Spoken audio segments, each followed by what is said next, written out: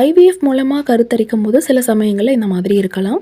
சிலருக்கு பார்த்தீங்கன்னா 2வது பிரசவம் இருக்கும் இல்லையா? அதாவது முதல் முறை வந்து நம்ம கர்ப்பம் அடைஞ்சிருப்போம். டெலிவரிலாம் பண்ணியிருப்பாங்க. ஸோ வந்து நம்மளோட எண்டோமெட்ரியம் பார்த்தீங்கன்னா சேதமடைஞ்சிருக்க வாய்ப்பு இருக்கு. அதேபோல சி செக்ஷன்ல வந்து ஏதாவது வந்து அங்க காயங்கள் ஏற்பட்டிருக்கலாம் இல்லையா? அதனால வந்து இந்த மாதிரி நமக்கு 2வது முறை கர்ப்பம் அடையும்போது பார்த்தீங்கன்னா, லோ லேயிங் பிளசன்டா, பிளசன்டா ப்ரீவியலாம் வரதுக்கு வாய்ப்புகள் இருக்கு. சில சமயம் வளரக்கூடிய கருவானது பார்த்திங்கன்னா, நிமிர்ந்த நிலையிலேயே வளரக்கூடியதா இருக்கும். அதாவது குழந்தை வளரும்போது சுத்தி சுத்தி வருவாங்க தான். பட் இருந்தாலும் மேக்ஸிமம் பார்த்திங்கன்னா, குழந்தை வந்து நிமிர்ந்த நிலையில, அமர்ந்த நிலையில அந்த மாதிரிலாம் இருப்பாங்க இல்லையா? அதேபோல் ஒரே பொசிஷன்லேயே ரொம்ப இருக்கிறதுனால கூட சம்டைம்ஸ் வந்து இந்த மாதிரி பிளசன்டா ப்ரீவியா ஏற்படுறதுக்கான வாய்ப்புகள் இருக்கு.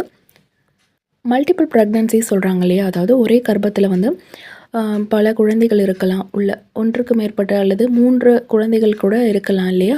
அந்த மாதிரி சமயங்கள்லயும் நமக்கு வந்து இந்த மாதிரி நஞ்சுக்கொடி இறக்கம்